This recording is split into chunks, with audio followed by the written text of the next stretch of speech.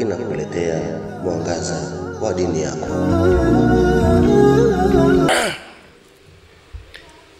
Innal hamdalillah nahmaduhu wa nasta'inuhu wa nastaghfiruhu wa nastahdihi wa na'udhu billahi min shururi anfusina wa sayyiati a'malina. Man yahdihillahu fala mudilla lahu wa man yudlil fala hadiya lahu. Wa ashhadu an la ilaha illa Allah wahdahu la sharika lahu wa ashhadu anna sayyidana wa nabiyyana Muhammadan abduhu wa rasuluhu sallallahu alayhi wa ala alihi wa ashabihi wa man tamassaka bi sunnatihi إلى يوم الدين وسلم تسليما كثيرا. ما بعد، من يطع الله ورسوله فقد رشد ومن يعص الله ورسوله فقد غوى ولا يضر إلا نفسه ولا يضر الله شيئا. أشكر الله سبحانه وتعالى مولا mtukufu mkarimu mwingi wa rehema, yeye ambaye tunamwabudu, tunamhimidi, tunamtegemea mkila kitu, na kwake Mola wetu tuajilinda na maovu ya nafsi zetu na matendo yetu. Aliongozwa naye, hakuna yote awezaye kumpotosha, na yote aliyoamua mwenyewe kukiuka kunako sheria zake Mola naye akamwacha katika upotovu wake, hakuna yote katika viumbe anayeweza kumuongoza.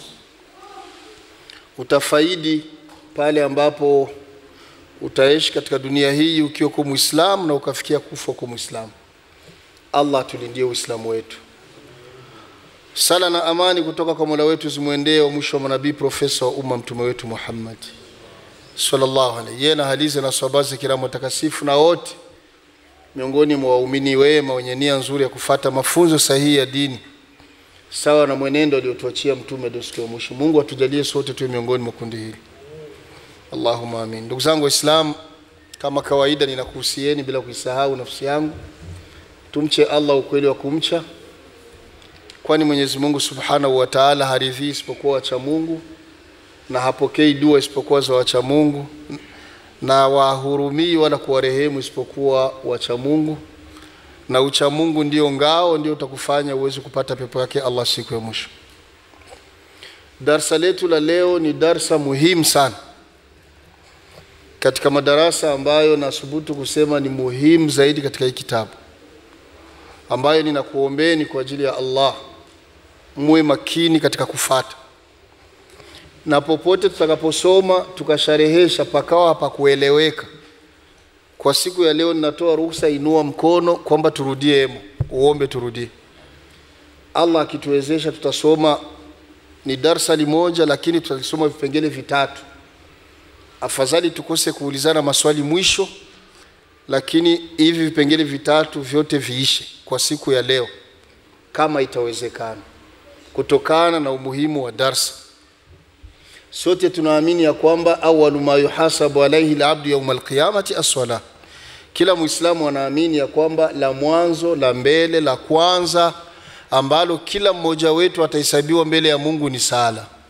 Ikiwa sawa, fa idha saluhat sayru amali, kama alivyosema mtume, sala ikikutwa iko vizuri, imeeneza masharti, na matendo yako mengine utakayohesabiwa yatakuwa yako sawa.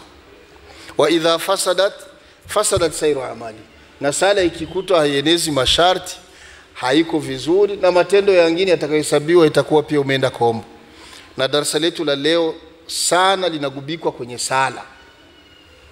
Ndio maana nakuombeni kwa ajili ya Allah tufate kwa makini. Faida ya kwanza tunaanzia ni faida rakama 20, ambayo mualliful kitab, mwandishi wa kitabu, anasema hal yumkin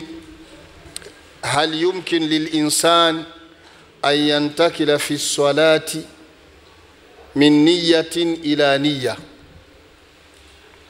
اقرأ ولا من الموضوع ولا. بسم الله والصلاة والسلام على رسول الله.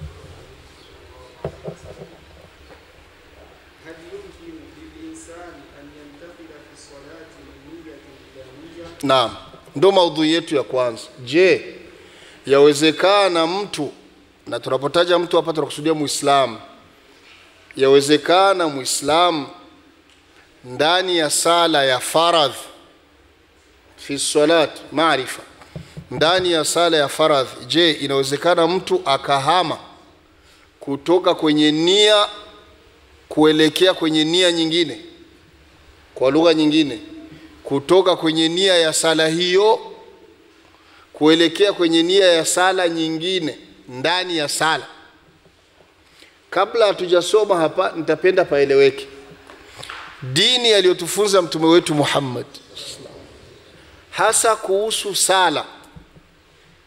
Inatakiwa kila mmoja wetu awe imam au maamuma, kuanzia umefunga sala takbiratul ihram ile Allahu akbar ya kwanza, kuanzia pale umesema Allahu akbar mpaka pale unamaliza assalamu alaikum wa rahmatullah, assalamu alaikum wa rahmatullah, unatakiwa uwe na nia hii moja. Nini maana ya nia moja? Mfano, tumemaliza kusali sala gani?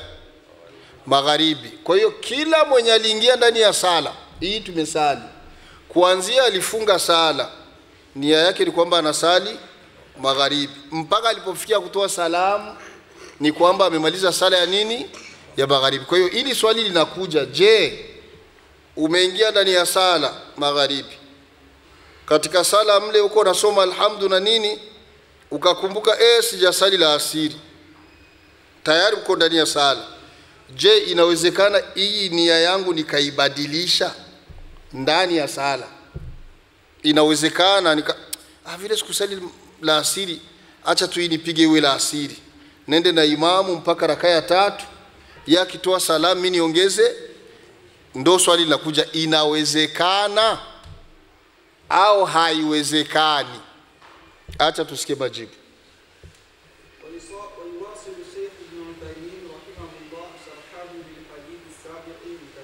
Naam, na haya yote tunazipata hizi faida kama tulivyosema. Kitabu chetu msisahau ni Fawaidu ala Riyadhus Salihin bitaliki Sheikhain, ay Sheikh Muhammad Saleh ibn Uthaymeen na Sheikh Nasruddin al-Albani, faida ambazo muallif alikusanya kutoa katika kitabu Riyadhus Salihin ambacho ni maarufu kwa taaliki au mashaikh wawili Ibn Uthaymeen na Sheikh Nasruddin al-Albani. Kwa hiyo hapa Sheikh anaendeleza mlolongo wa kusharehesha hadithi ambayo alikuwa anaisharehesha siku zote hizo, akijiuliza maswali. Swali la kwanza, naam,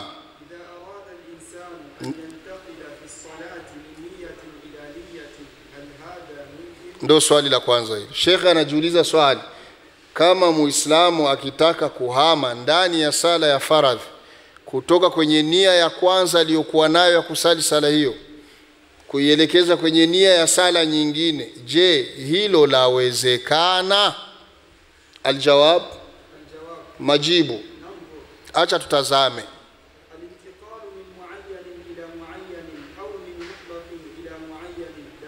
Naam, hapo lazima paeleweke. Jibu la kwanza Sheikh amesema ngoja tutazame, lakini akaweka wazi, akasema al-intiqal min muayyanin ila muayyanin, kuhamisha nia, kuitoa kwenye sala ya faradhi. Tunaposema sala ya faradhi tunakusudia kwenye sala moja mwa hizi 5 fajiri, adhuhuri, la asiri, magharibi, la isha. Kuhamisha nia, kuitoa nia kwenye sala moja mwa hizo kuipeleka kunyingine sala mwa hizo haikubaliki.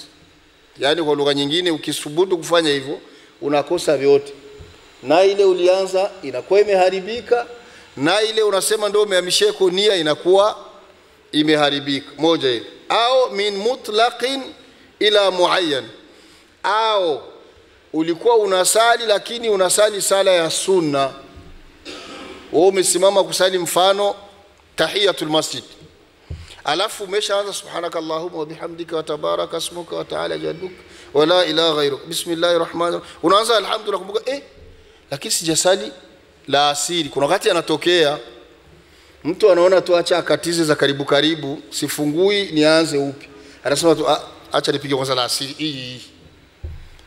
Na hilo kuitoa kwenye sunna kuipeleka kwenye faradhi la yaswi, haikubaliki pia. Kwa hiyo unaikosa sunna na unaikosa faradhi. Nadhani hapa ameeleweka. Kutoa nia ndani ya sala kwenye faradhi kuipeleka kwenye faradhi haikubaliki, na kutoa nia ndani ya sala kuitoa kwenye sunna kuipeleka kwenye faradhi haikubaliki. Acha tutoe mifano. Naam, mfano Acha tuchukue ya sunna. Naam, mtu amesimama anasali sala ya sunna yoyote ile, iwe kablia, iwe tahiyatul masjid, iwe baadia, iwe duha, sala ya sunna yote mutlaq, kasimama anasali. Naam. Naam, na pindi yuko anasali sasa ile sala yake ya sunna. Naam. Lam yuswal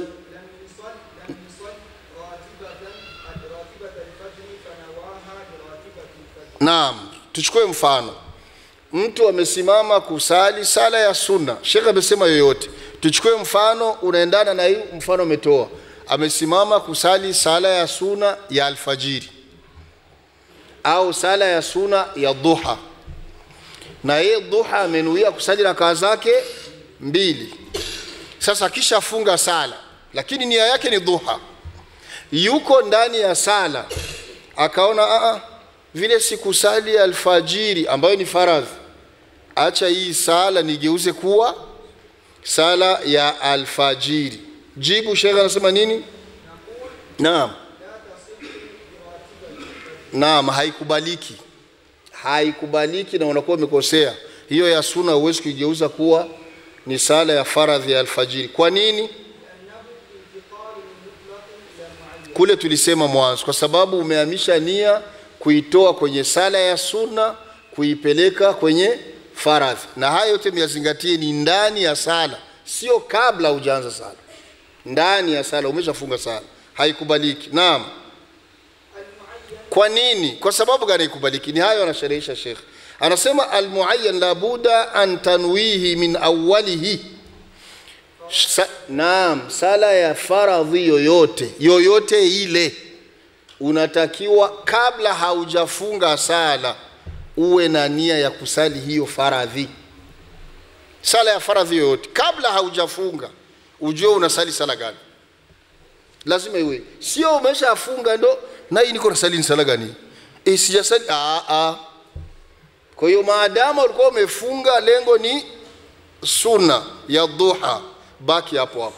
Ukisema sikusali alfajiri, tena istoshi alfajiri rakaa 2 na duha ilikuwa nimenuia kusali na 2 iko sawa sawa na acha nigeuze tu alfajiri. Haikubaliki. Naam. Naam, ama kuhama kutoka kwenye faradhi kuelekea kwenye faradhi. Naam. Na haya yanatokea, mtu anaweza kasimama yuko anasali sala ya alasiri, ndio malengo. Anasimama kusali la asiri. Naam. Na pindi ambapo yuko anasali ile la alasiri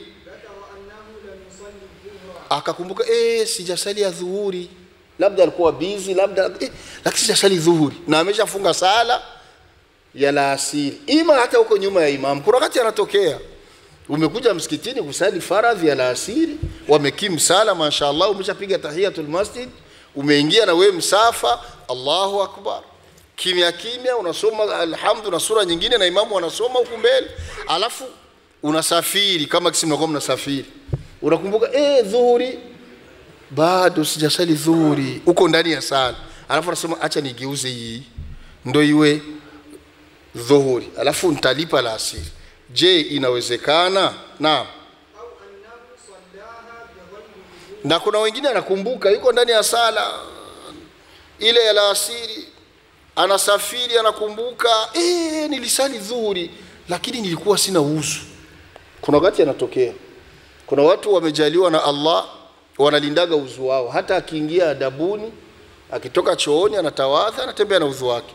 Sasa pengine alitoka nyumbani na udhu kama kawaida yake, kashinda nao, kumbe masaa 4 saa 5 aliingia adabuni haja ndogo. Kwa bahati mbaya baada ya kutekeleza haja yake alipotoka akawa na haraka, hakutawadha kama desturi yake, akaenda mshughuli zake. Alafu huko alipokuwa dhuhuri imeenea, wameazini, akaingia kusali kwa sababu yeye anazoea kwamba anakuaga na nini na akasali. Na baada ya sala akapiga na baadia, na baada ya baadia akaomba na dua, na baada ya hapo kashughulika na mengine. Kwenye sala ya alasiri sasa yuko ndani ya sala ndio ule wakati nilienda adabuni sikutawaza, Kwa maana hiyo nilisali dhuhuri bila acha nilikosoe hapa. Hii la asili nitailipa baadaye, acha hii geuke kuwa dhuhuri. Je, inawezekana? Sheikh anasema nini? Naam, acha tu hivi iwe tu ni ya dhuhuri. Na hapo haikubali tena kuwa dhuhuri. Kwa nini? Haijuzu kuhamisha nia ndani ya sala kuitoa kwenye faradhi kuipeleka kwenye faradhi.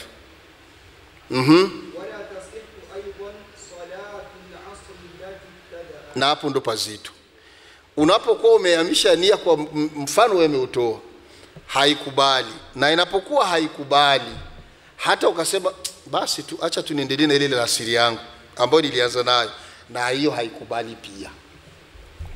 Yani hata ukiamua basi acha tu niendelee na la asili, haikubali. Kwa nini? Kwa sababu ikatikiza ile nia ulianza nayo mwanzo. Pale ambapo uliingiza fikra zako kwamba acha nigeuze kuwa dhuhuri, tayari ulishaharibu kule. Kwa hiyo hata ukijishtua lakini kwenye darasa la shekhe kule atuambia kama haiwezekani, acha nirudi tu kwenye la asili. Hakuna vya kurudi hapo, imeharibika.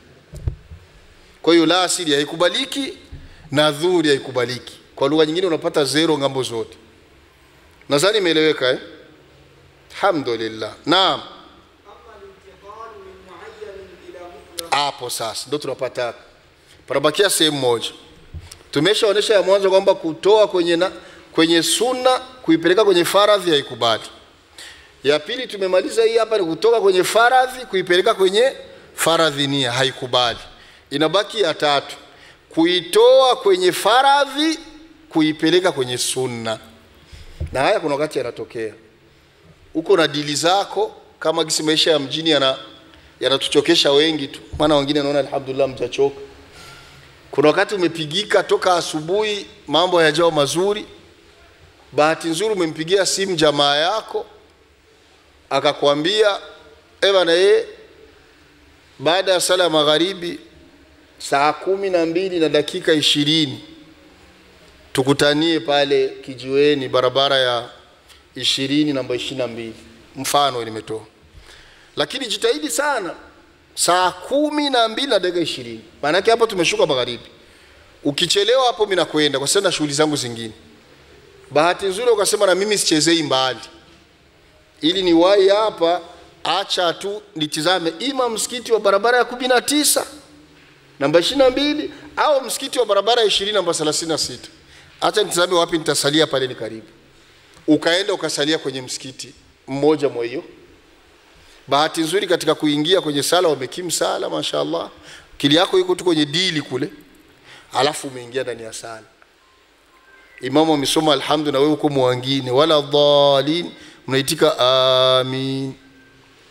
Baada ya amin anaanza alif lam mim dhalika alkitabu la raiba fi hudan lilmuttaqin. Oraswa labda pengine anapiga hizi aya 5 za mwanzo. Kuna wakati anatokea halafu apigi tu 5, anapiga mpaka 10. Jamaa tufanyia muraja. Sainame, hainame. Anakokota. Wako maimamu wa hivyo. Anakokota. Na pengine anakuja kuwainamisha kwenye rukuu. Wewe mwenyewe unasalia unajutana unatazama saa huku juu. Imeshakuwa na dakika 18. Na we hauna mategemeo pangine isipokuwa kwa jamaa amekuitikia hiyo pesa ya kuemelea watoto nyumbani. Unaanza kuwaza, hapa mimi nafanya aje sasa? Niendelee na hii sala? Na nilishapokea msikitini kwamba utulivu ndani ya sala ni nini? Ni nguzo. Tayari utulivu nimeshaukosa. Huyu jamaa anatuletea ujinga. Acha nigeuze nia, niipige tu iwe sunna. Sijui kama naeleweka mimi naipiga tu iwe sunna.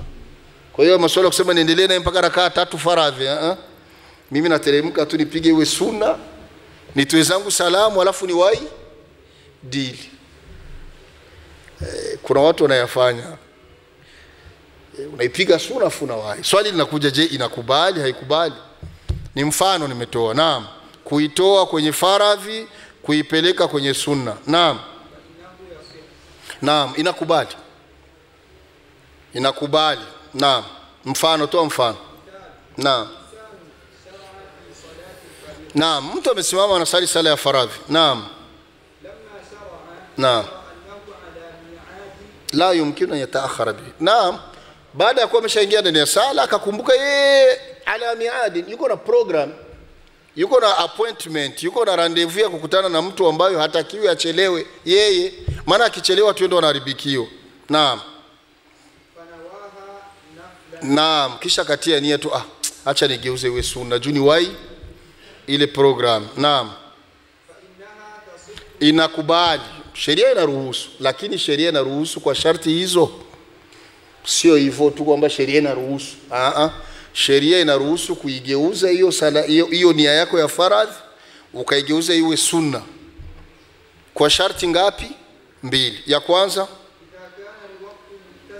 sharti ya kwanza hiyo, kama hiyo sala ya faradhi muda wake ni mpana. Mfano kama ikiwa ni sala ya dhuhuri au ikiwa ni sala la asiri au ikiwa ni sala la ishai, muda wake ni mpana. Kwa hiyo hata ukiikosa kwa ule muda utaisali tu maadama bado wakati wake unaruhusu. Ama ikiwa muda wake ni dhayi kama magharibi, haikubali. Kwa sababu kiwa ile na event kule na nini, unaweza kukutana ile na event tumetaja, umemkuta ikawa kwanza story na yeye afikia anakupa na hautamtoa nazo mfukoni. Kwa hiyo mtapiga story, wakati mwingine mtakunywa kahawa au TV, anakuja kuzikupa hizo hela, umeingia muda ishai. Kwa hiyo ulishapoteza muda pia wa nini? Wa sala sheria ikubali. Kwa hiyo sharti ya kwanza inakubali kuhamisha nia kuitoa kwenye faradhi kuipeleka kwenye sunna kama muda wa ile faradhi ni mpana. Moja. Ya pili, sharti ya pili uwe na uhakika kwamba hata hii nikiacha uko kwenye naenda nitaiwahi kusali hii sala magharibi tena kwa jamaa. Usipotezi jamaa kwa sababu ya programu yako au mpunga au nini. Hii naiacha si dhuhuri hapa, naiacha hii dhuhuri na muda wa dhuhuri ni mpana hapa wanakim na kenzi, hata nikipoteza hapa nitaisali buwaziatike wanakim na 45. Alimuhimu ile jamaa tu isifanye nini? Isipotee. Ukieleza hizo sharti 2 vunja uende zako. Mwache jamaa afanye muraja kwenye wengine, halafu uende. Muda kama ni mpana wa hiyo sala na kama utawai nini? Jamaa, hapo inajuzu. Naam. Kinyume chake sasa, ikiwa muda wa hiyo sala ni mfinyo, naam, hapo haikubali sheria. Haikubali kusema acha nibadilishe tu nia bila vya faradhi niachane nayo iwe tu ni sunna, haikubali. Maadamu muda ni mfinyo, utaisali hivyo hivyo na nyongeka kama kisimu na nyongekaga hivyo hivyo. Roho inauma, unajikuna wenyewe hakuna vya kukuasha, lakini unakubaliana na matokeo kwa sababu ndio hivyo, ndio dini ilivyo tufunza. Naam. Naam. Naam, siwaha. Naam, na ndio maana inaeleweka kwamba sala ya faradhi pindi ambapo muda wake ukiwa ni mfinyo, haikubali kuweza kuichelewesha wakati wake. Na haya napenda kuyasema sana. Watu wanaosalisha sala ya alfajiri, watu wanaosalisha sala ya magharibi, watu wanaosalisha hata wengine katika kulipa. Kuna wakati mnaingia msikitini mmechelewa magharibi, mnasali jamaa, inajuzu. Lakini inabidi na huyu wa kuwasalisha hii jamaa ya pili awe makini asikokoti. Na vile vile hata alfajiri, kuna wakati mnaingia ndo salamu inatoka, mnaona tusali jamaa, inajuzu. Inabidi na huyo kuwasalisha ajitahidi afupize, kwa sababu hizo sala 2 muda wake ni mfinyo. Muda wa magharibi ni mfinyo, kwa sababu muda wa magharibi mtume alitupangia, alituambia muda wake ni min ghurubi shams, ni kuanzia pale jua limezama, ila maghribi shafakil ahmar, mpaka pale zile kungugu za wekundu. Kwa kawaida ya jua linapokuwa limezama, lile eneo panakuwa kungugu nyekundu, zikipotea tu zile mnakuwa mmeingia la isha. Yani kama muda tuko tunaongea hapa tuko la isha, muda tunazungumza tayari tuko la isha. Haya kumoja usubiri mpaka waazini, na ni kwa sababu program walishapanga watu. Lakini hivi kwenda kuchungulia pale ngambo ya Kongo pale jua lilizama, vile vya ruje habimo bishapotea. Kwa hiyo tumeshaingia la isha.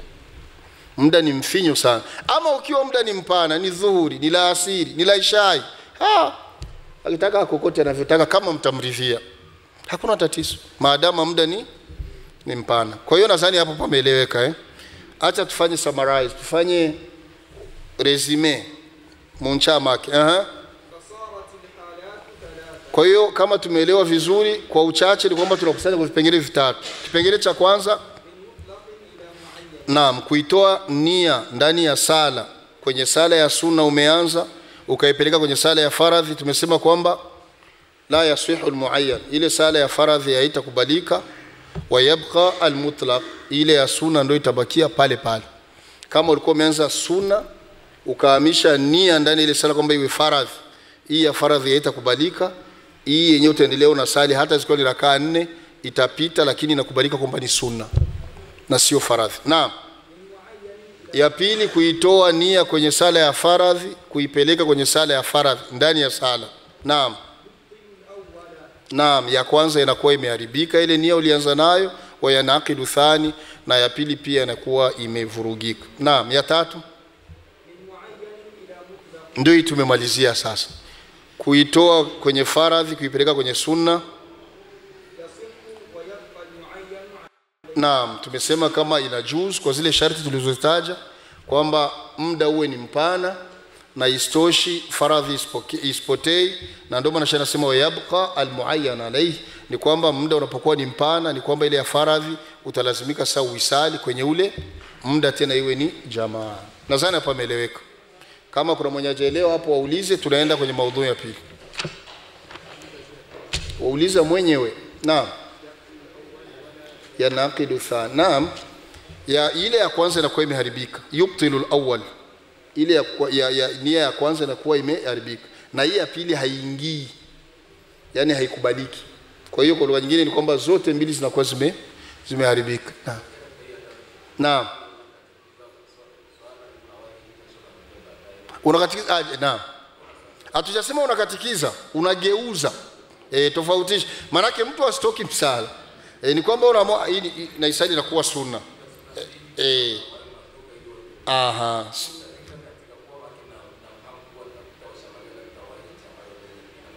Moyo msikiti la yajuz, la yajuz, haijuz. Kwa sababu jamaa ya pili usidhani kama ina ujira kama jamaa ya kwanza, japokuwa ni jamaa, haziko sawa. Haziko sawa. Labda uipate iwe ni jamaa kwenye msikiti ambayo itakuwa ni jamaa ya kwanza. Umeikosa hapa, unajua bana, hapa tunasali saa 12 kamili, lakini kudiznefu pale wanasali na dakika 10.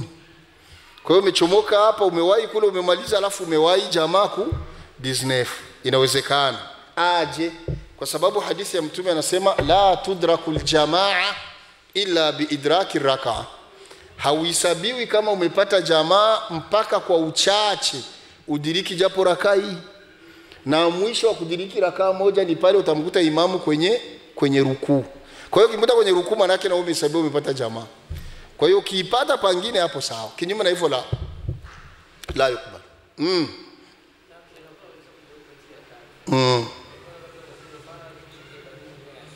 Na inategemea na malengo yake yeye. Kwa sababu mwenye kuibadili anajua, anaweza kama ni rakaa 2 za kumshukuru Mungu zinakwenda. Dini ni nyepesi. Dini nyepesi. Na alhamdulillah, acha tusome maudhui ya pili. Haya tumeyazungumza, naomba paeleweke, ni kugeuza nia ndani ya nini? Ya sala. Mzingatie hapo. Maana tutakuja kusoma huku mbele mtu kugeuza nia kabla haujaingia ndani ya sala. Najua mnavifanyaga hivi. Unakuja zako mfano la kusali sala la Isha mwezi wa Ramadhani. Malengo unakuja msikitini kusali la Isha na tarawih. Lakini kutokana na msongamano au iftari likugeuka ukaingia adabuni na nini, unafika msikitini unakutana imam anasalisha tarawih na wewe hujasali la Isha. Siku wakati mnaingia mnasali la Isha tarawih. Kwa sababu ile ni nia unaingia nayo kabla ya sala. Kabla. Unajua bwana, naona piga tarawih lakini naingia kusali nini? Kabla. Hivyo ni vingine. Aya tunazungumzia ni ndani ya nini? Ya sala. Yaani umeshafunga na nia moja. Je, inawezekana kuibadili humu ndani? Maana najua kati yenu wajuaji wamo wanazigeuzaga na kuzibadilisha. Kwa hiyo zingatia hayo. Na twende ya pili. Hal yajuzu an tusalli al-fariidata Naam, tuchukue maudhui ya pili. Je, inajuzu mtu kusali sala ya faradhi nyuma ya mtu ambaye anasali sala ya sunna, au kinyume chake? Inajuzu mtu kusali sala ya sunna nyuma ya mtu ambaye yuko anasali faradhi? Swali lingine, yani ni swali limoja lakini liko na vipengele viwili. Inajuzu mtu kusali sala ya faradhi nyuma ya mtu ambaye anasali sunna? Kwa lugha nyingine, inajuzu imam au anasali sunna alafu maamuma anasali faradhi? Kuna wakati anatokea umesali hapa na imam, kama kisi wengi tunasali sala magharibi na nini, kisha umemaliza. Kwa wale watu wanakuwa na pupa na si vizuri, lakini haipendezi. Wako watu wanapupa na sio vizuri. Yani baada tu ya salamu unamuona huyu yuko wima kusali sunna. Akiwa karibu yako kaka mdaki mkono, mwambie kaa kwanza chini. Acha haraka. Mungu amesema wa idha faragta fansab wa ila rabbika farghab.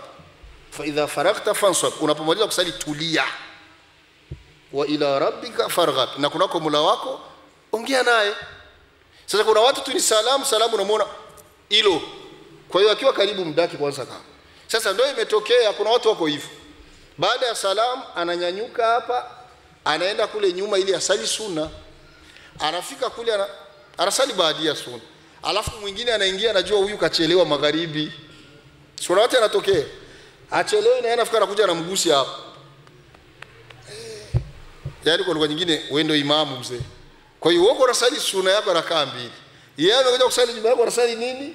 Faradhi. Kuna wengine wanafunguka sala, mimi hapana. Islamu ni mtihani. Kwa hiyo ndio hili swali, je, inajuzu kusali faradhi nyuma mtu anasali sunna au kinyume chake? Inajuzu wewe ukawa unasali faradhi na yeye akasali sunna, lakini yote mkajikutana mnasali jamaa? Acha tusome pia.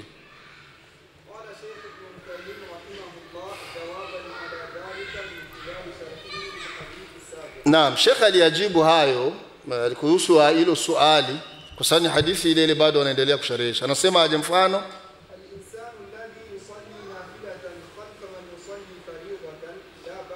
bila shaka Muislamu yeyote atakayesali sala ya sunna nyuma ya Muislamu ambaye yuko anasali faradhi, hakuna tatizo, hiyo inajuzu. Na zama za mtume wetu Muhammad sallallahu alayhi yalitokea, zama za mtume yalitokea.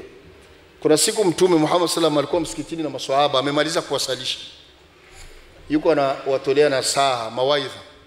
Akaingia mwingine swahaba ambaye amechelewa ile sala ya faradhi, akawa yule yuko anasali pale analipa. Mtume akawaambia wa maswahaba zake, akamwambia man yatasaddaqu ala hadha fayakumu fayusalli khalfa, nani miongoni mwenu yuko tayari kujitolea sadaka kwa ule jamaa, na sadaka yenyewe sio kumpa hela, asimame aende asali nyuma yake kama maamuma, ili ule jamaa apate ujira wa kusali sala ya jamaa. Wakasimama maswahaba kama wawili watatu, wakaenda, mmoja akamgusi pale, kisha wakajipanga nyuma, jamaa akawasalisha ile sala ili naye apate. Kuna wengine ni mtihani hapo, kimwambia jamaa kasali nyuma ya mwenzako apate farashe, atajijua asalichelewa mwenyewe.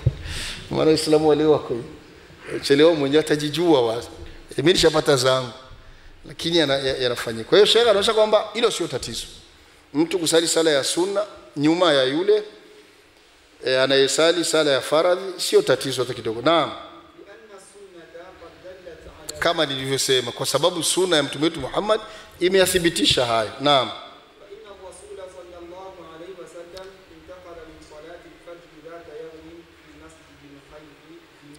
naam, hichi kisa kinajulikana, na hapa naipata faida ya laita ndugu yangu angekuwa hapa. Ya Rabbi, Mungu akupende. Allahu akbar.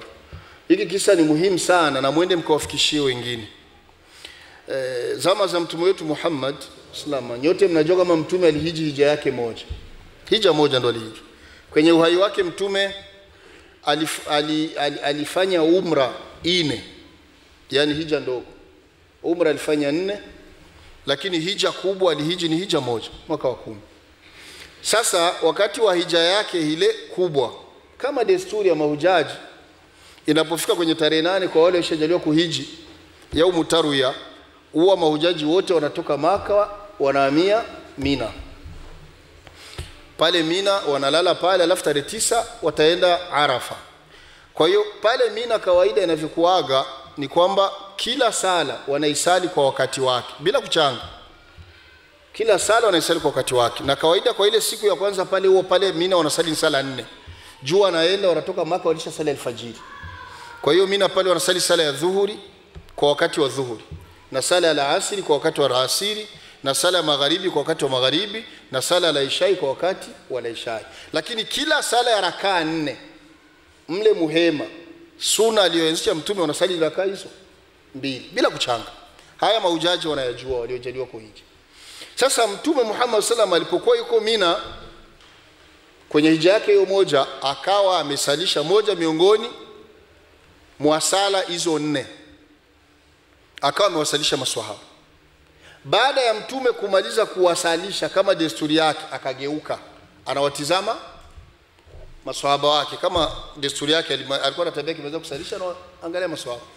Alipowatizama akaona kuna vijana hawa wawili wamekaa kule nyuma, katika vile muhema kule nyuma kule, alafu wanavyoonekana hawakusali, yani kwa lugha nyingine hawakusali ile sala ambayo mtume kawasalisha wengine, wamekaa sawa kule. Na mtume kama mwalimu alikuwa akiona kosa, alikuwa alifumbii macho bi abi wa ummi, alikuwa anakosoa. Akasema nini mtume? Na baada ya kuona hao vijana wakusali, akawaita njoeni, wakasogea. Fakala akawaambia, naam, kipi kimewakatazeni na mshindo kusali na sisi?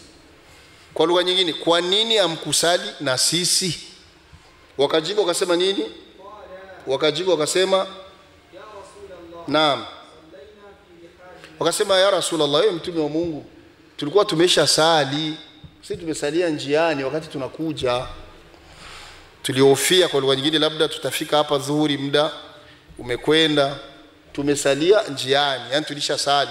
Kama vile wanavyokuaga wengine wa Umar. Kuna watu wanatabia, mfano unakutana amesali safari au msikiti amesalia wamechanga, alafu baada ya kuchanga hakwenda nyumbani, akajikuta labda amekaa kijiweni, alafu kijiweni chenyewe amekaa iko karibu ya msikiti mwingine, alafu ile sala walishachanga kule pale wakakimu.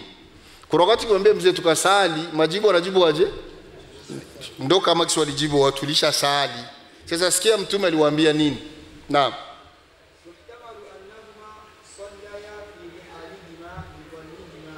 annahuma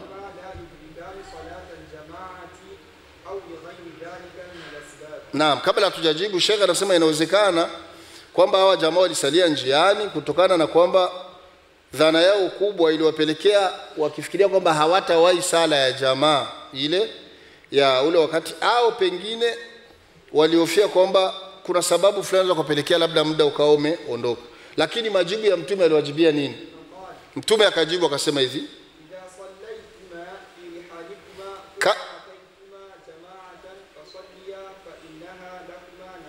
naam, mtume akawaambia hivi, sikieni niwaambie, si mnasema nilikuwa mmesha sali, mkiwa mmesha sali sala ima njiani ima sehemu yoyote, kisha mkaja sehemu inasaliwa tena hiyo sala. Majibu ya mtume haya, mtume anasema mkaja hapo, anasema salini. So mjibu tulisha sali, salini. Fa innaha, mkisali sasa hapo hiyo ya pili, lakuma nafila, mnaipatia thawabu kama watu mmesali sala ya sunna. Kwa hiyo kwa lugha nyingine ile masuala ya kusema tulishamaliza hakuna.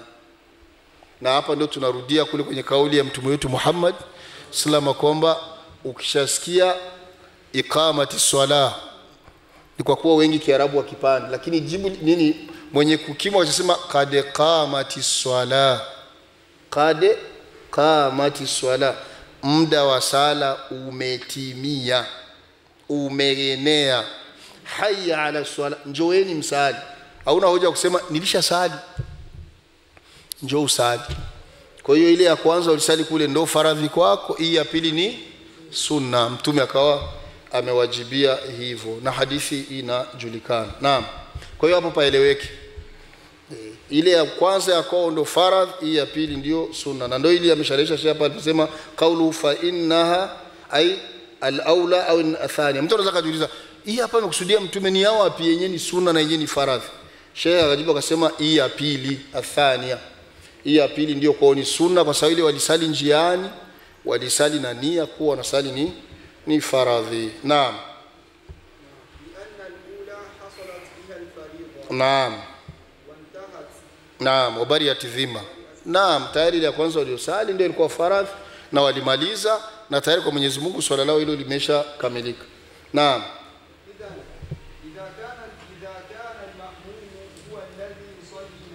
Naam. Fala basa bidhalik. Kwa hiyo imeeleweka kiurahisi. Maamuma akiwa anasali sala ya sunna na imamu anayemsalisha akawa anasali sala ya faradhi, hakuna tatizo hata kidogo. Imamu anasali faradhi, maamuma anasali sunna, hakuna problem.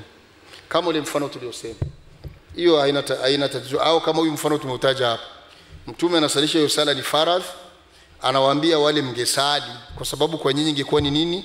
Ni sunna, hakuna tatizo hata moja. Ama laks, kinyume sasa, ikiwa imam ndo anasali sunna, idha kana al-imamu yusalli nafila, imam ndo anasali sunna, wal ma'mum yusalli, naam, alafu maamuma ndo anasali faradhi, inawezekana? Haiwezekani? Haraka inawezekana.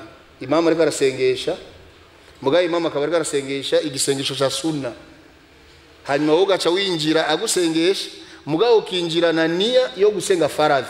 Ndole mfano nimetoa wa Ramadhani, unakuja msikitini kusali la ishai na tarawih, alafu unafika unakutana sala la ishai imeisha, imamu yuko anasalisha tarawih. Vizuri ni wewe kuingia nyuma ya imamu, sio ndo kapigia kwako pembeni. Maana kuna wengine wajuaje wanasema hivi ni sunna, acha mimi nikomoe kwangu pembeni. Hakuna vya kukomoa kwako na huko msikitini. Unaingia nyuma ya imamu, wewe nia yako ni faradhi na yeye yuko anasalisha sunna ambayo ni nini? Tarawih. Atakupeleka mpaka rakaa mbili kama kawaida, tarawih ni rakaa mbili. Akitoa salamu unasimama na wewe unalipa rakaa ngapi? Mbili. Sinaeneza ile rakaa zako ni za ishai, kisha unaendeleza tarawih na mwingine, inajuzu. Naam. Naam.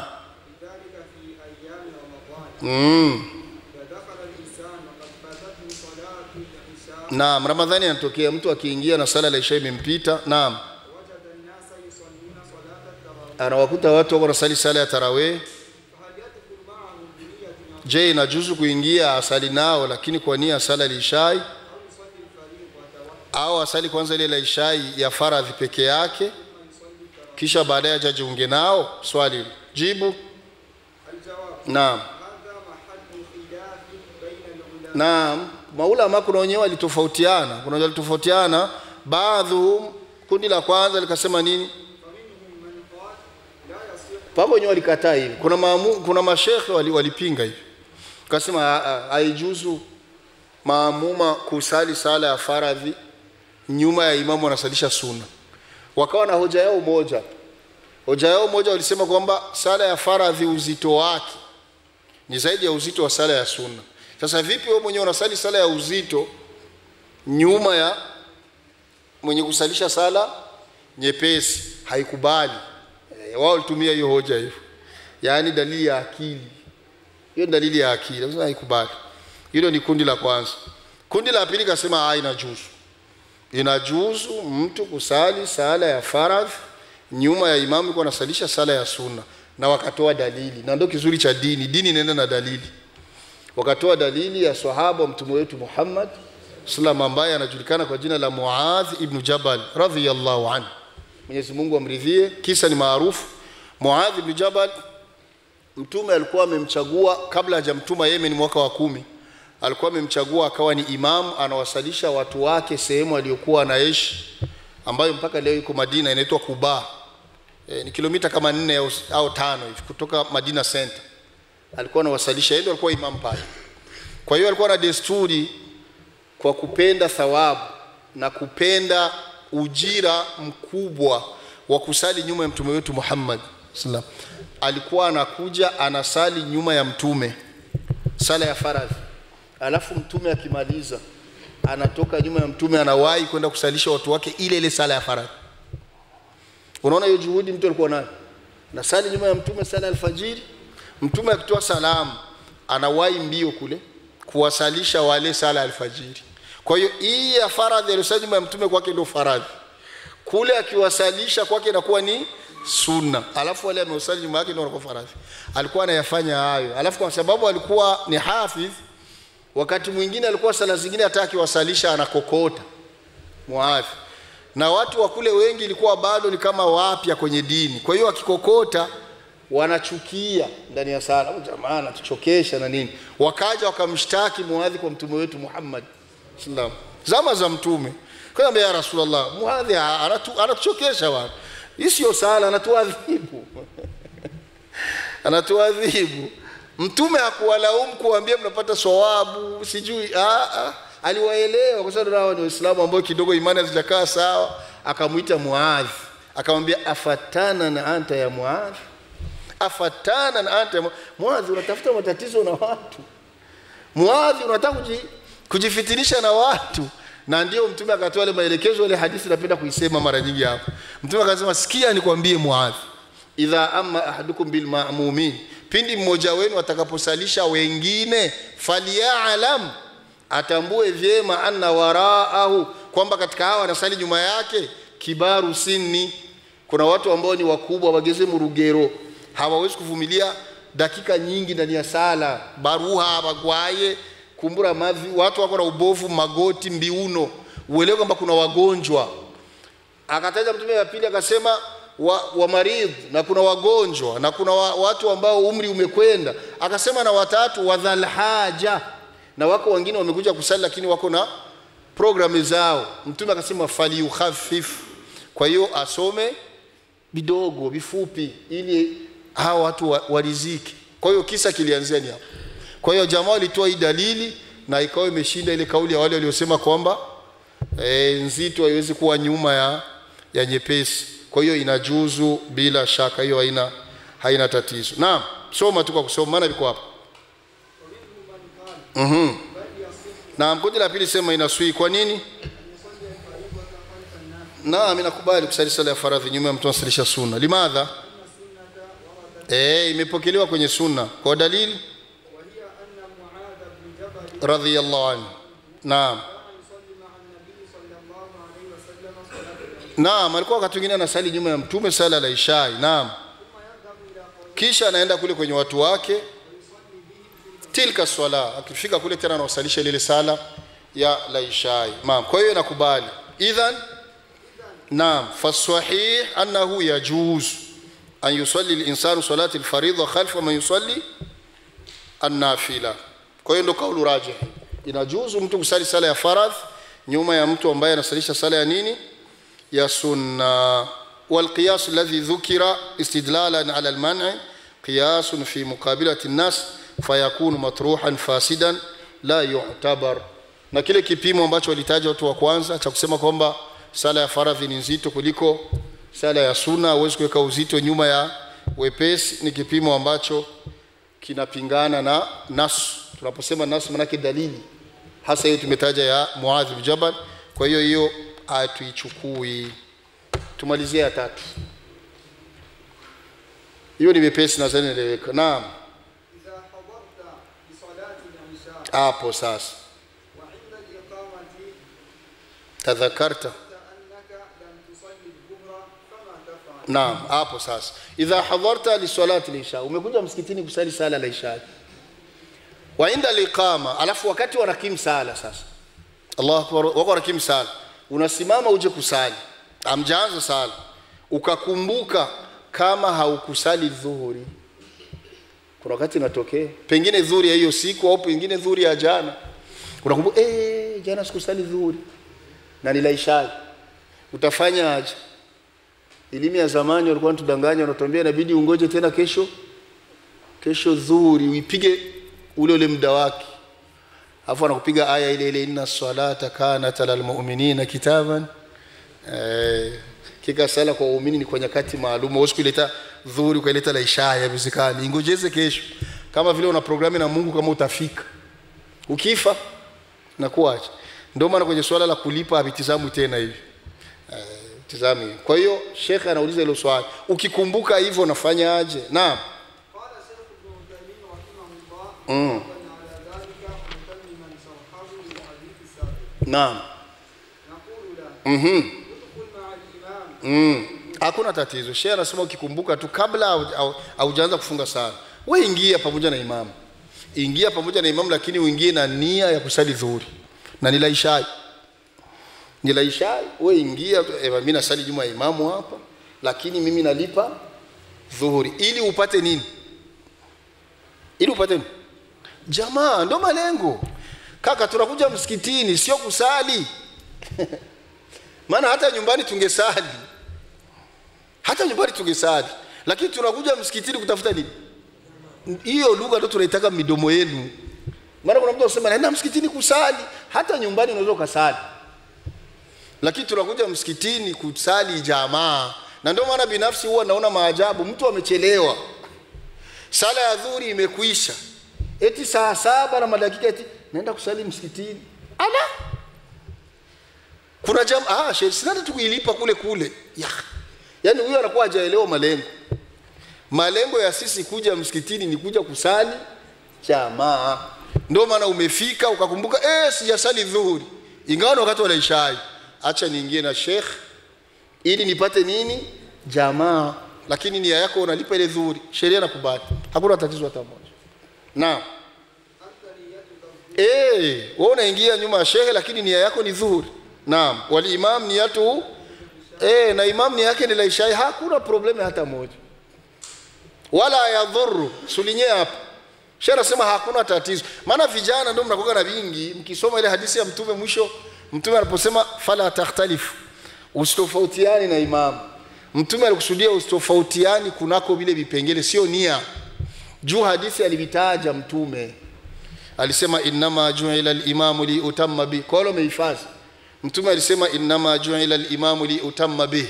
Hakika amewekwa imamu hapa mbele yenu ili awakamilishie sala na nyinyi mumfuate. Kisha akafasiri Mtume akasema fa idha kabbara fakabbiru.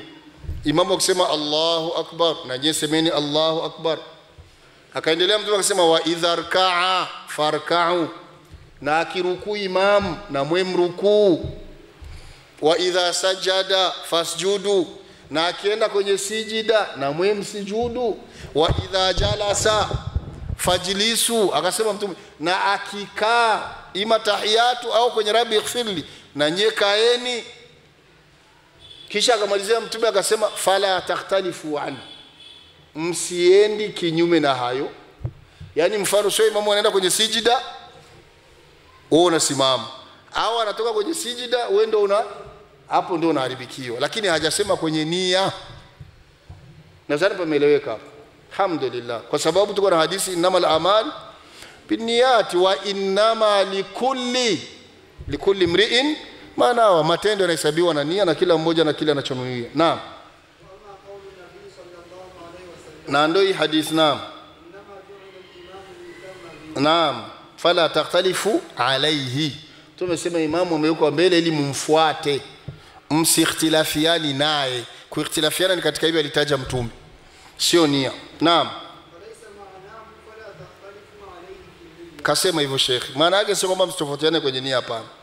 Na ingekuwa ni hivyo watu wengi sala zingekuwa zimeharibika. Nadhani huwa mnawaona kuna wenye wanalipa sala ndani ya sala, si mnaviona?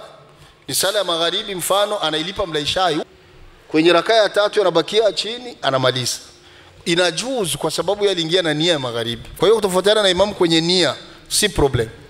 Ila ukajichanganya ukatofautiana naye kwenye kipengele katika hivyo alitaja Mtume. Mfano, umeingia msala la ishai na nia kusali magharibi. Alafu imefika kwenye rakaa ya 3. Imamu ameweka kwenye sijida. Kabla imamu hajainuka Allahu akbar ambayo ni ya kupanda ya 4, wewe ukamtangulia ukainuka mimi sindamaliza tu ya kwangu, acha niinuke, hapo umeharibikiwa. Jua hapo unakuwa umetofautiana naye. Ndio maana unatakiwa uwe makini, usubiri ile Allah, maana ndio dereva. Kwa hiyo akisema Allahu akbar japokuwa yake ni ya kupanda, maadama ni Allahu akbar ndio unainuka sana wewe ukae zako ili ukamalize sala yako. Naam. Naam. Kwenye hadithi mtume alifasiri na akaweka wazi kwamba imamu kusema Allahu akbar na nyinyi semeni Allahu akbar. Wa idha sajada fasjudu, na akisujudu na mwe msujudu. Wa idha rafa'a farfa'u, na akiinuka na mwe muinuki. Alisema hayo. Ai tabi'uhu, ai mfuateni, wala tasbiquhu, wala msimtangulii. Naam. Na maneno ya mtume kama alivyosema Sheikh, yufasiru ba'dhuhu ba'dha, maneno ya mtume yanaendaga na fasiri yayo kwa yayo. Hadha alhadith, هذا البحث naam, يفرع عليه بحث آخر. naam, إذا اتفقت الصلاتان بالعدد والهيئة نعم. فلا إشكال في هذا. naam. Mkichoka mnasema mmechoka, maana tusichanganyane. Aya tumeyazungumza kulipa dhuhuri kwenye laishai, tumesema inajuzu. Shekhe anatupa muono wa mbali, anasema kwamba hii inatuletea bahth, research nyingine ambayo inatakiwa tuwe makini. Kama ikiwa ni sala mbili, hizi sala mbili zinakubaliana mfumo na idadi, kama tulivyosema laishai ina rakaa 4 na dhuhuri ina rakaa 4. Kwa hiyo kulipa dhuhuri mlaishai tumeona vinawezekana kiurahisi kwa sababu na idadi vinakubaliana. Wakati sasa itakuwa tofauti, lazima hapo tupatizame. Mfano unalipa dhuhuri magharibi, dhuhuri na rakaa ngapi? 4, magharibi na 3. Bisha tofautiana hizo. Na wakati mwingine kuna wakati unalipa alfajiri mdhuhuri, inakuwaje sasa? Alafu na hiyo alfajiri mzuri wakati mwingine kuna wakati unailipa haukuanza na imamu. Wewe unakuja kuingia labda ni rakaa ya pili ya imamu. Unajikuta ndio unaingia sasa. Kwako inakuwa ni rakaa ngapi? Ya kwanza, imamu ni ya pili. Maana ile ya kwanza imamu atakuweka tahiyatu. Kwa sababu yake ni ya pili. Kwa hiyo umetia tahiyatu kwenye rakaa yako ya kwanza. Alafu yako ambayo ilikuwa ni ya pili umalize sala, kwa imamu ni ya 3. Itakuwa vipi? Hayo tena kuyafikiria. Wewe itakuwaje? Ndio maana mkiwa mmechoka mnasema tumechoka Sheikh. Baada bila hivyo itakuwa mtihani. Lakini acha tuende kwanza taratibu tumalizie hii. Alafu tutabana break hapa tuulizane maswali. Naam. Kama alivyosema ikiwa ni laasiri, sala ya dhuhuri unaisali mlaasiri, inakubali juu idadi na mfumo viko aina moja. Kwa sababu mfumo ni mmoja na idadi ni moja. Lakini idha ikhtalafat salatan, ama sala hizo mbili tofautiana, mfano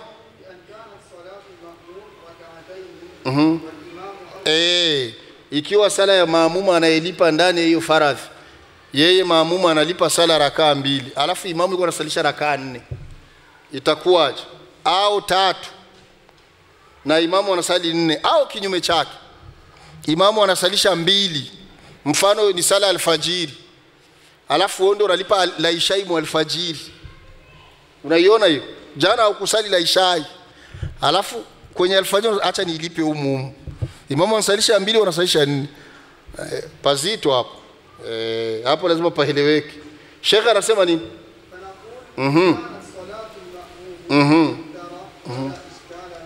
Hapo kwanza paeleweke hapo. Tunachukua kidogo kidogo. Ikiwa sala ya maamuma ndio ina idadi kubwa ya rakaa kuliko sala ya imamu, hapo hakuna problem. Na sasa panaeleweka, Mfano wewe unalipa sala ya alasiri magharibi. Si wepesi. Juu utaenda na imamu mpaka rakaa ya 3. Akitoa salamu unafanyaje? Unasimama unaongeza moja. Wepesi sana. Hapo nasema pameeleweka. Ikiwa idadi yako wewe maamuma ni kubwa kuliko idadi ya sala za imamu, hakuna tatizo. Na ndio mfano umetoa hapa mithlu Naam, kama mtu anayesali sala magharibi ya la isha ya la asiri nyuma ya mwenye anasali sala magharibi. Naam. Naam. Naam. Naam, ndio mifano tunapenda kusema. Mtu amekuja kusali msikitini sala magharibi, lakini alipofika msikitini wakati wanakimu sala akakumbuka kwamba sala la asiri nilisali nilikuwa sina udhu. Akaamua tu acha niingie hapa nyuma ya imamu wa magharibi lakini nasali la asiri. Sheria inasema aje? Nakul? Hakuna problem, ingia nyuma ya imamu kwa nia kusali la asiri. Wa idha sallama al-imam, imamu akitoa salam, fa innaka ta'ti biwahida, utasimama usali rakaa yako moja. Naam, ili ueneze rakaa 4. Hadha la ishkal, hapo kuna problemi hata moja. Naam. Hapo sasa ndio tunataka tuelewe. Imam sasa akiwa sala anazosalisha ndio zina rakaa nyingi kuliko ya maamuma anayelipa, inakuwa vipi?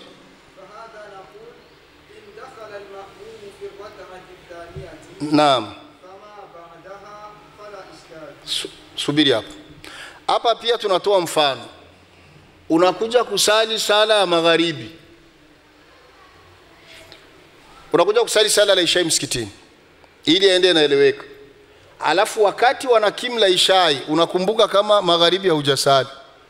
Kuna wakati anatokea kwa wale wacheza mipira, kwa wale wa konvoyeri, kwa wale kuna wakati anatokea. Kwa hiyo unatakiwa ulipe ile sala ya magharibi, mla Ishai ndio umeamua. Sheikh anakuambia hivi, ikiwa kama utaingia ndio umebahatikiwa umekuja msikitini, ukaingia baada ya rakaa 2 za mwanzo za imamu, na hapo pia hakuna problem. Kwa nini hakuna problem? Kama utabahatikiwa ukaja msikitini ukakuta imamu yuko kwenye tahiyatu ndogo, maana yake ameshasalisha rakaa ngapi? 2. Hakuna problem. Juu saa utaingia atakusalisha rakaa ngapi? Sasa utakusalisha 2. Juu la Isha ina rakaa ngapi? Hii atakusalisha 2. Kwa hiyo atatoa salamu na ulikuwa unalipa magharibi, unakosewa ngapi? 1. Utasimama ulipe ile 1. Depesi. Depesi kabisa. Hapo pia hakuna tatizo. Naam.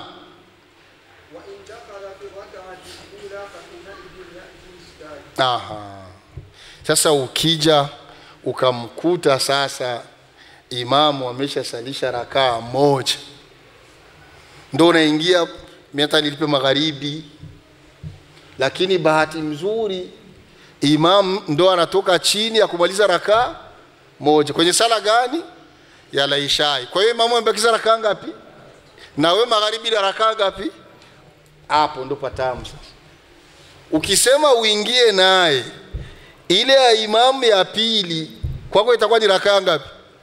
Imamu atakuweka tahiyatu ambayo wewe amekuweka tahiyatu kwenye rakaa yako ya ngapi? Ya ngapi ya kwako? Kwa hiyo kakuweka tahiyatu kwenye rakaa yako ya kwanza. Alafu imamu atakapopanda kwenye rakaa yake ya 3, wewe yako ni ya ngapi?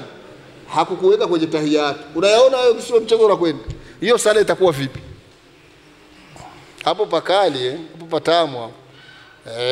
Ndio maana inabidi kwanza mpatizame vizuri. Kwa hiyo ukiwahi mbili haya.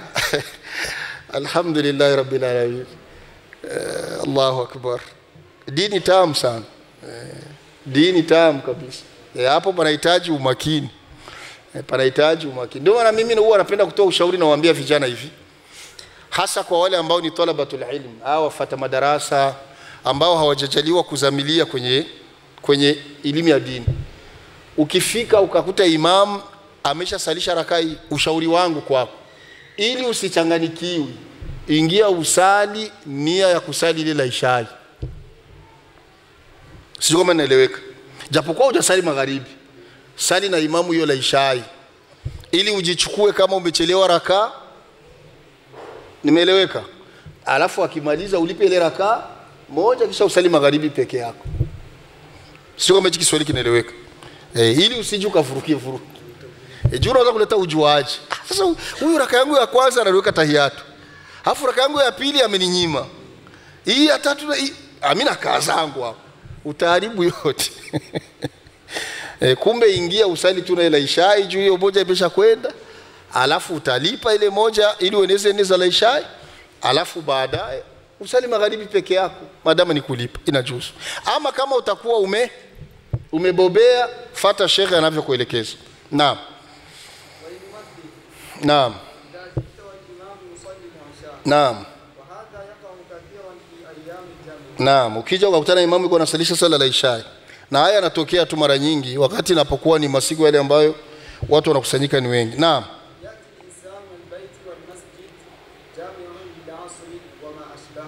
Naam. Anawakuta watu wako na sala la Isha. Naam. Anawakuta kwenye rakaa 2 za mwisho. Naam, kwa maana 2 za mwanzo ziliisha. Naam.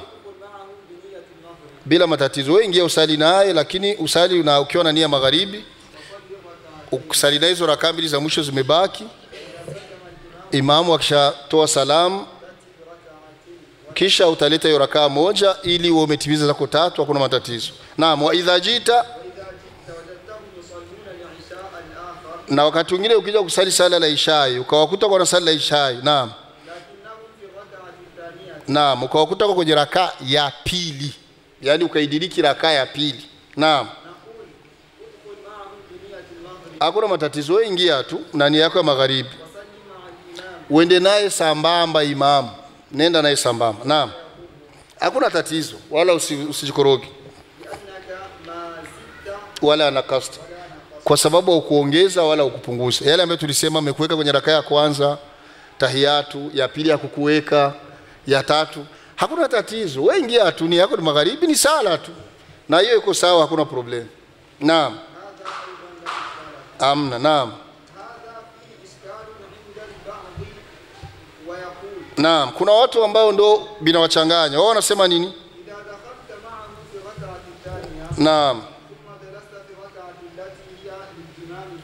naam, naam, naam. Anasema kwamba kuna watu binawachanganya, wanasema ukiingia kwenye rakaa ya pili ya imamu na huko unasali nia yako ni magharibi, kwa ile rakaa yake ya pili sasa mtateremka, yeye atakata tahiyatu kwako ni ya kwanza. Kwa hiyo kuna watu wanasema wewe kama umetoa tahiyatu kwenye rakaa yako ya kwanza, na hakuna sala ya hivyo. Hakuna sala ya kwamba mtu atoe tahiyatu ndogo kwenye rakaa ya kwanza. Kwa hiyo wewe kama unavivuruga, kuna watu ambao kidogo binawachanganya, lakini shehe anasema hakuna problem. Wewe ingia zako na magharibi, sali, hakuna tatizo hata moja. Naam, naam, haina problem hata moja. Naam. Anauliza swali shekhe, kama kutuweka wazi, wakati unapoingia kusali na imam sala ya dhuhuri kwenye rakaa ya pili ya imam, si huwa yanatokea kuna wakati tunakuja kusali dhuhuri, lakini unaingia msikitini unakutana imamu ameshasalisha rakaa moja, wewe unajaliwa unadiriki jamaa kwenye rakaa ya pili, imam kwa ima, mkiteremka na imamu mpaka chini sana kaga tahiyatu, wewe unafanya gaje? Naam, ukweli, yani mimi nataka mtu anambie ukweli, wewe mnafanyaje unapokuwa umekuja sala ya dhuhuri au ya alasiri, alafu umechelewa rakaa hii, ukafika ukawa ile rakaa ya pili ya imamu ambayo kwako ni rakaa ya kwanza, sana teremka mpaka kule chini, baada ya kusujudu mara mbili, si huwa anaikata tahiyatu ndogo imamu, wewe unafanya gani? Kumfuata naelewa, swali langu kwenye lipo, huwa unatoa tahiyatu au unakaukaga tu mikono yako mara bighfir? Maana kuna watu naonaga wanakaaga tu mikono kimya kimya tu, akishapiga rabbi ighfirli tatu, sema hii sio tahiyatu hiyo. Si wapo? Hamjawaona? Wapo hawapo? Wallahi wapo, wallahi ninaapa wapo. Yani mtu anatoa tu rabbi ighfirli afa anasema tahiyatu hapa ikubali, mtu ni ya kwanza haraka huko, huyo ni ujuaji. Sheria lazima uitoe. Kama vile hata rakaa ya mwisho umekuja unamkuta imamu yuko kwenye tahiyatu ya mwisho, si kawaida na wewe unafunga sala alafu kuna mtu anafunga pale alafu anasema tu si ya mwisho, haraka zake kimya, kuleta farsa ndani ya sala. Lazima ushahidilie, lazima uilete, sio kama naeleweka hapa.